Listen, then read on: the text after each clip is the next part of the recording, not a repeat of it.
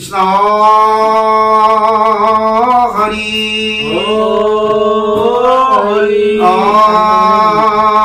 রাম কৃষ্ণ শঙ্কর গুরু হরি রাম রাম রাম হরি রাম রাম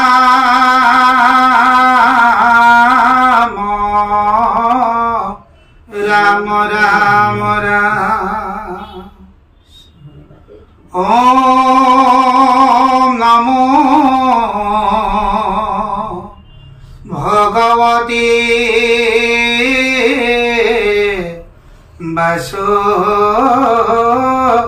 বাসুদেবায়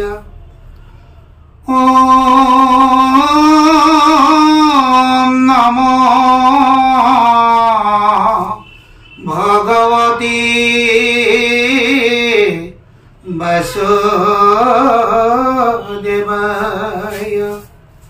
জন্ম আদি অসয়তু অনয়াইতরত সথেস অভিগংসরাত তেনে ব্রহ্ম হৃদয় আদি কবয়ে মোহন্তি যত সুরয় তেজুয়ারিমিদং যথা বিনিময়ত্র ত্রিশগু অমৃষা ধামনা সেন সদা নিরস্ত কুহকং সৈতং পরম ধীমহি ধর্ম পূর্জিত কৈত্র বগত্র পরম নির্মৎসরণং সহস্রং বেদং বাস্তমত্র বস্তু শিবদং তাৎপত্রয়োন্মলনম শ্রীমদ্ ভাগবতে মহামুনিকৃতে কিংবা পৈরৈরীশ্বর সদৃঘৃতবরুদ্ধক্ষেত্র কৃতিভীম সুশুদ্ভিৎসৎকনাথ নিগম কল্পতরুঙ্গলিতং ফলং সুখ মুখাদমৃত দেব সংযুতম প্রিয়ত ভাগবতং রসমলয়ং মোহরহু রসিকা ভুবি ভাবুকা প্রিয়ত ভাগবতং রসমলয়ং মোহরহু রসিকা ভুবি ভাবুকা জয় জয় কৃষ্ণ কৃপা ময় মহে সর যার আজ্ঞা হিরে বহে ব্রহ্মা হরি হর মৈষ কর্ম আদি অংশ অবতার যার ঈশ্বর কৃষ্ণ কোটি কোটি নমস্কার নমো নমো মধুমূর রিপু মহা হরি অন্তজ তম হয়ে যাহাক স্মরি সমস্ত জগত উদ্ধার রকজার নাম হেনয় কৃষ্ণ কর সহস্র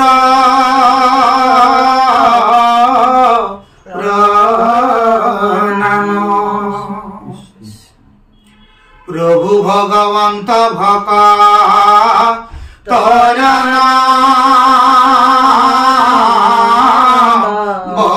বনিধি হরি স্মরণে আরম ভর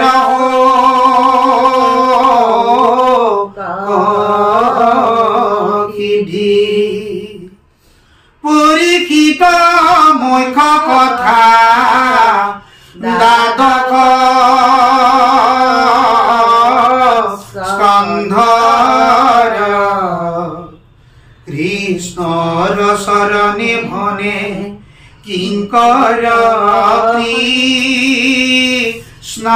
কৃষ্ণরা প্রথম স্কন্ধর পরা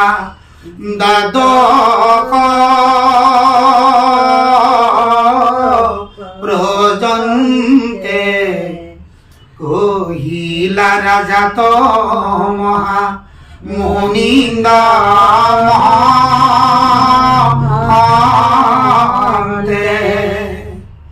সংক্ষেপ করিয়া উধাৰিলাতা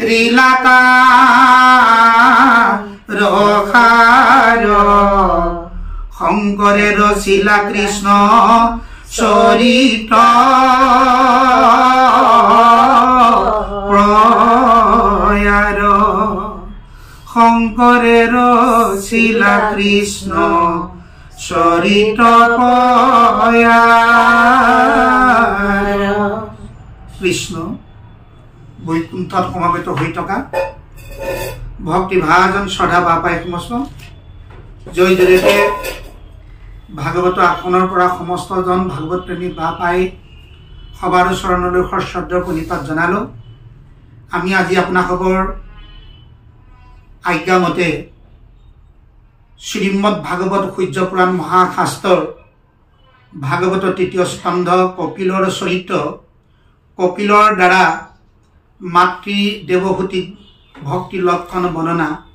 এই পাঠৰ মুহূৰ্তৰ মাজেদি আমি আগবাঢ়িছোঁ। আহোঁ আমি পদৰ মুহূৰ্তৰ মাজলৈ। মইতে অৱদতি শুনা ব্যাঘৰ দান কপিল হৰিৰ প্ৰীতি যেবে গৈলা বানা মাতৃৰ খাধিয়া প্ৰীতি পাছে ভগৱন্ত অখেহি মতে আসমতে কতু দিন আসি লন্ত ও নকৰন্ত কিছু কৰ্ম বকিয়া কান্ত অজাতু তত্ৰ পন্থ উদ্ভাৱ বক ভগৱন্তা হেনয় পৃতক দেৱী দেখি ৰংগ মন ব্ৰহ্মাৰ বচন স্মৰি অশুনি বুলিলা সানা দেৱহূতি বদতি নিয়ম শান্ত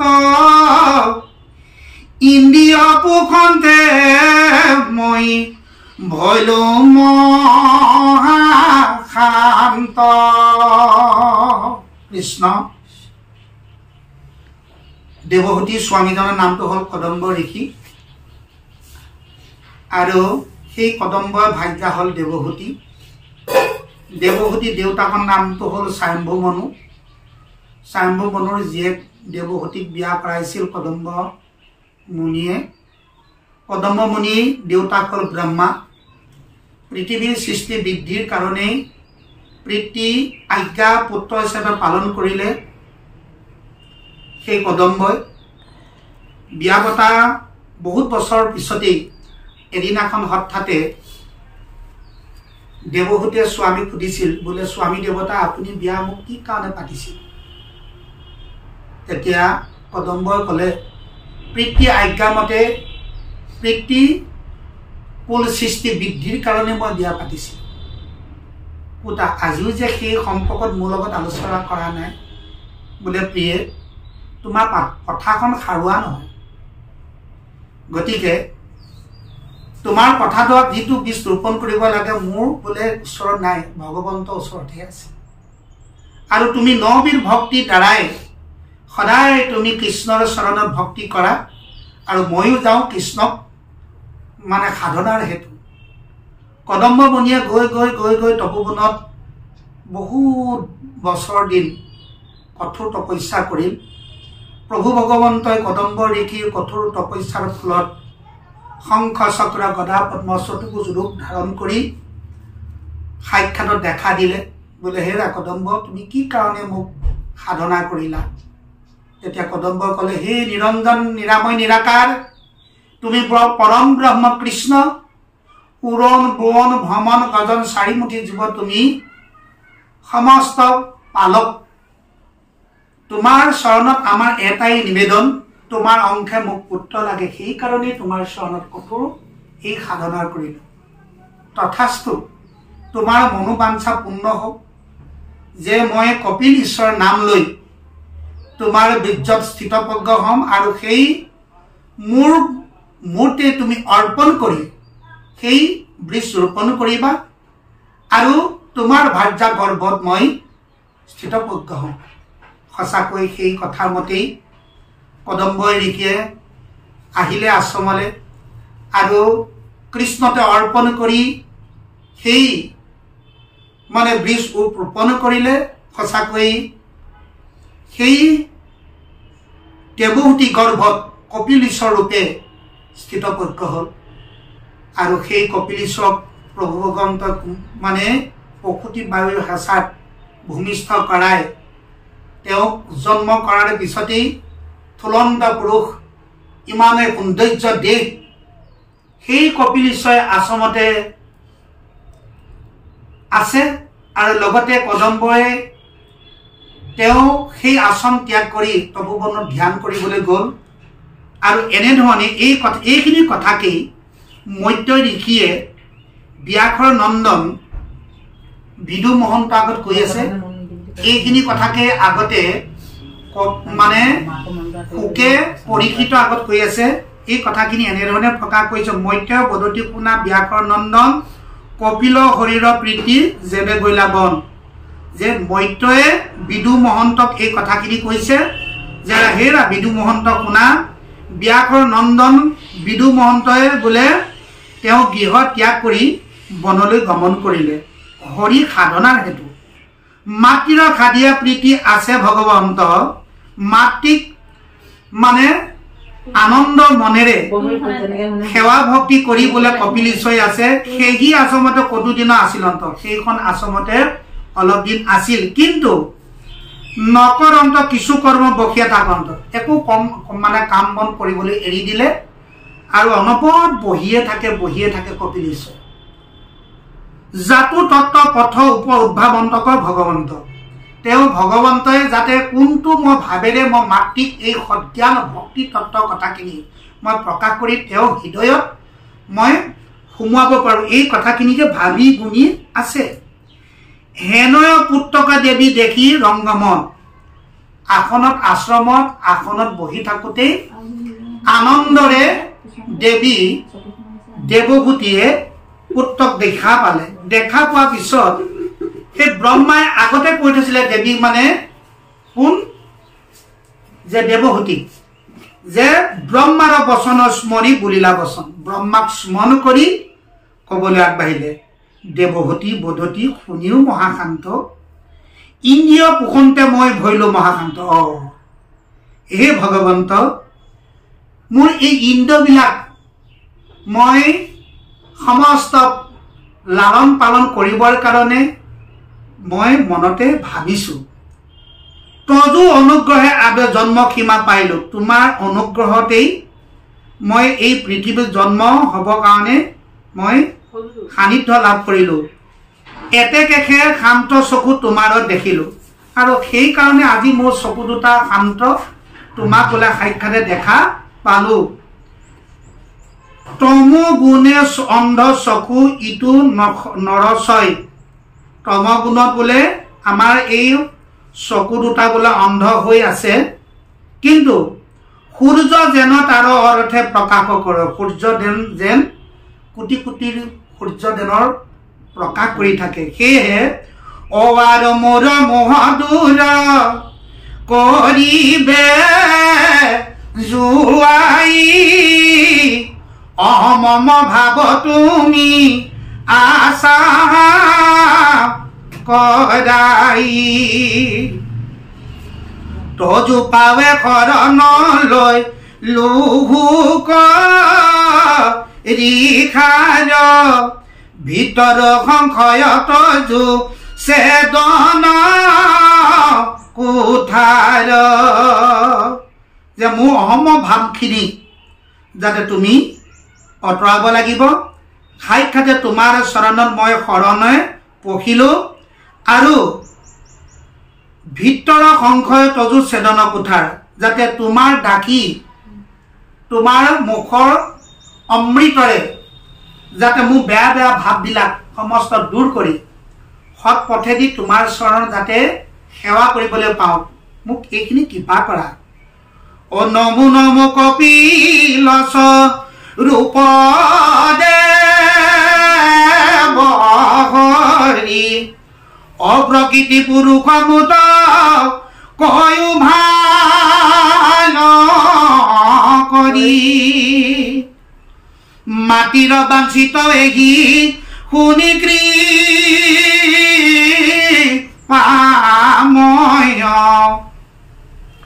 অমনে প্ৰভু অভিনন্দা কৰি আৱাসয় কপিলৰ মাতৃ দেৱহূতিয়ে কপিল ঈশ্বৰৰ চৰণত প্ৰণিপাতে জনাই কৈছে যে হে ভগৱান প্ৰকৃতি আৰু পুৰুষৰ কথাখিনি মোক বুজাই দিয়া আৰু মাতৃ মনৰ অভিপ্ৰায় জানিবলৈ পাই মনতে বোলে আনন্দ কৰি কপিল ঈশ্বৰে এতিয়া সিদ্ধান্ত দিবলৈ আগবাঢ়িছে অল্প হাস্য কৰিয়ামু লন্ত ভগৱান শুনা পত্ৰোত্তৰ মাও হৈয়া সাৱধান যি যুগ কহিছো পূৰ্বে ঋষি সমস্ত ও তাক আজি তজুৱাগে কৰিব বেকতা ইৰাম যুগ যিকি যুগ অধীন চিত সংযম জ্ঞান ও চিতেকে জীৱৰ বন্ধ মুখৰ নিৰ্দান বিষয় ক্ষত ভৈলে আতিও বদ্ধ হৈ মন কুদ হেতু ভক্তি বিনয়ান নাই মাতৃ দেৱহূতিৰ কথা শুনি অলপ অলপ হাঁহি মুখেৰে কপিল ঈশ্বৰে মাতৃয়ে কোৱা প্ৰশ্নৰ তত্ত্ব উত্তৰখিনি দিবলৈ আগবাঢ়িলে আৰু এই উত্তৰটোৰ পূৰ্বতে ঋষিসকলে কোৱা কথাখিনিকেই তোমাৰ আগত আজি মই ব্যক্ত কৰিম মাতৃ আৰু যে জীৱসকল শীতৰ দেহতে বন্দী হৈ থাকে এই দেহত বন্দী কৰি থকা জীৱসকল মুক্ত কৰিবৰ কাৰণে এটাই উপায় আছে সেই উপায়টোৱে হৈছে যে শীতক শোধন কৰি যে ভক্তি বিনে সেই জীৱ বোলে মুক্তি নাই আৰু গতিও নাই কৃষ্ণত যেতিয়ালৈকে ভক্তি নাথাকিব তেতিয়ালৈকে সেই জীৱই তেনেকৈ বন্দী হৈ থাকিব লাগিব আৰু মুক্তি নাপায় মুক্তি 5 প্ৰকাৰৰ যেনে খালুক্য সাধিজ্য সামীপ্য সাৰিপ্য আৰু নিৰ্বাণ এই 5 প্ৰকাৰ মুক্তিয়ে আমাৰ যিসকল প্ৰভু ভগৱন্ত একান্ত ভকত সেই ভকতসকলৰ পিছে পিছে মানে তেওঁলোকে গৈ ফুৰে যে মুকে লোৱা বলে আহ্বান জনায় কাৰণ যিটো জনে যাই মাধৱৰ নামত ধৰি পাছে পাছে ফুৰে দেৱ দেৱী স্তুতি কৰি মূৰ্তি মন্ত্ৰ হৈয়া 500 প্ৰকাৰৰ মুকুতি মুক বাপ লৈও বুলি কৰে মুকে লোৱা বুলি আহ্বান জনাই থাকে গতিকে মনক যেতিয়ালৈকে আমি শুদ্ধ কৰিব নোৱাৰো তেতিয়াৰ পৰা দেহৰ পৰা মন মানে সেই জীৱাত্মাই কেতিয়াও মুক্তি নাপায় আৰু মনক যেতিয়া শুদ্ধ কৰিম চিতক শোধন কৰিম তেতিয়া ভক্তি বিনেহে জীৱ বোলে সেই বান্ধনৰ পৰা মুক্ত হয় সেই কথাষাৰ কপিল ঈশ্বৰে মাক দেৱতীক কৈছে ও ভক্তি সে কল্যাণ পথ কহিল বুজাই ঈশ্বৰত চিত দিলে মুকুত আয়ো কাৰণ ভক্তিৰ পৰা মুক্তি পোৱা এটাই হ'ল ঈশ্বৰত যেতিয়া চিত দিলে তেতিয়া মুক্তি মুক্ত হয় গতিকে ঈশ্বৰত যেতিয়া চিতটো শোধন হ'ব চিতটো শোধন কিহে কৰিব নাম ঘোষাত সুন্দৰভাৱে মহাপুৰুষ মাধৱদেৱে কৈছে চাৰিও বেদৰ চাৰি অক্ষৰ কাহি আনি ব্ৰহ্মাদেৱে বেকত কৰিয়া থৈল নাৰায়ণ বাণী সেই নাৰায়ণ নাম গায়া শুদ্ধ কৰো আমি চিতকায়া ও হৰি সন্তোষৰ কাৰণ আনন জানি হৰি সন্তোষৰ কাৰণ আনন জানি গতিকে মানৱ জীৱনৰ মানৱ শৰীৰত আমাৰ চিতক শোধন কৰা কৃষ্ণ নাৰায়ণৰ বাণী এই কৃষ্ণ নাৰায়ণৰ বাণী আমি গাবলৈ হ'লে প্ৰথম আমি কৃষ্ণৰ চৰণত শৰণ গ্ৰহণ হ'ব লাগিব লগতে কৃষ্ণৰ চৰণত ভজন থাকিব লাগিব প্ৰতিদিনে কায় বাক্য মন অৰ্পণ কৰি গুৰু সেৱা দেহ সেৱা নাম সেৱা ভকত সেৱা এইখিনি থাকিব লাগিব শৰণ ভজনৰ তত্ত্বখিনি প্ৰতিদিনে পুৱা গধূলি চৈতন্য হ'ব লাগিব গুৰু গৃহত আৰু লগতে খাওঁতে শুওঁতে উঠোঁতে বহুতে শয়নে সপোনে ভোজনে গমনে যাতে কৃষ্ণ গুণনামেৰেই আমাৰ মুখত অবিৰাম চৈতন্য হৈ থাকিব লাগিব আৰু নিজক যেতিয়া আমি আত্মাৰ ভগৱন্তৰ ৰূপটো আমি দেখা পাম মানে চৰণৰ পৰা মস্তকলৈ মস্তকৰ পৰা চৰণলৈ তেতিয়া সঁচাকৈ উদ্ধৱে কোৱা মানে কৃষ্ণই উদ্ধৱক কোৱা কথাটো আমি হাতে হাতে প্ৰমাণ পাম কৃষ্ণ উদ্ধৱক কৈছে বোলে হেৰা উদ্ধৱ ভকত সৎসংগলৈ গ'লেই নহ'ব মোৰ কথা শুনিলেই নহ'ব যেতিয়ালৈকে মোৰ কথা শুনাৰ পিছত মোৰ ৰূপটো হৃদয়ত তুমি যেতিয়া স্থিতবদ্ধ কৰি ল'বা তেতিয়া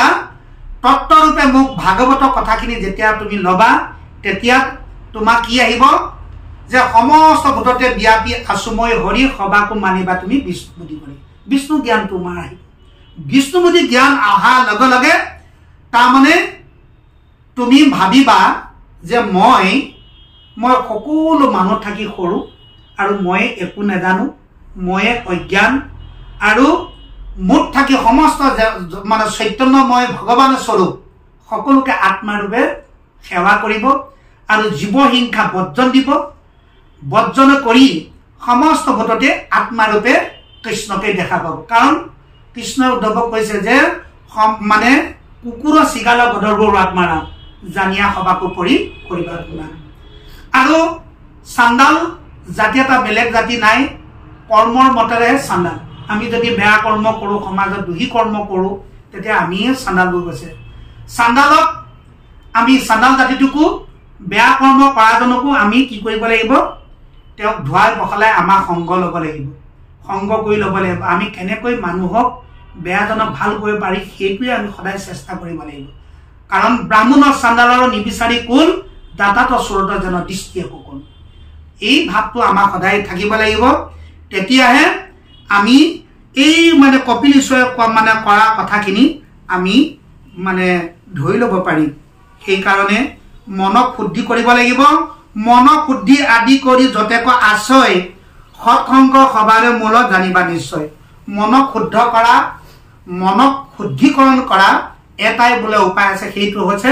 ভকত সৎসংগ সৎসংগৰ পৰা সদায় আঁতৰি থাকিব লাগিব গতিকে দুৰ্জনৰ দুবাসনা সন্তজনৰ সুবাসনা সদায় আমি দুৰ্জনৰ সংগ ত্যাগ কৰি সৎসংগত আমি আশ্ৰয় ল'ব লাগিব সেই সৎসংগ ক'ত আছে যে ভকত সৎসংগ হৈছে সৎসংগ ভকতৰ সংগে ৰংগে কৰে সৰ্বক্ষণ কৃষ্ণক আৰাধি কৰে শ্ৰৱণ কীৰ্তন ভকতৰ সৎসংগত গৈ যেতিয়া আমি ভগৱন্তৰ গুণনাম শ্ৰৱণ আৰু কীৰ্তন কৰিম আৰু আচাৰ ধৰ্ম আমি নিজকে নিজে সততে পালন কৰিবলৈ শিকিম তেতিয়াই আমাৰ বোলে মানৱ জীৱন এটা লোৱা সাৰ্থক হ'ব আৰু সৎসংগৰ যে মূল কাৰণটোৱে হৈছে ভকত সংগ সেইকাৰণে কৈছে জীৱৰ দুভেদ পাখ সংগ ককলয় কিন্তু দুৰ্জনৰ সংগ এৰিবে লাগয় সেই সংগ নিতে যদি কৰয় সাধুত মূৰ্খৰ দুৱাৰতে বে হোৱায় মুকুতা এই জীৱসকল দুৰ্ভেদ্য পাকত বন্দী হৈছে এই বন্দী হোৱা জীৱসকলক সদায় দুৰ্জনৰ সংগ ত্যাগ কৰি সন্ত সংগত আমি আশ্ৰয় ল'ব লাগিব আৰু প্ৰতিনিতে যেতিয়া সৎসংগ সাধুত যেতিয়া আশ্ৰয় ল'ম তেতিয়া মুখ্য দুৱাৰ আমি প্ৰাপ্তি হ'ব পাৰিম মুখ্য দুৱাৰ হৈছে ভগৱন্তৰ চৰণত বিলীন হৈ যোৱা হ'ল মুখ্য দুৱাৰ গতিকে এইখিনি আমি কৰ্ম কৰিব লাগিব ৰিহাৰ্চল কৰিব লাগিব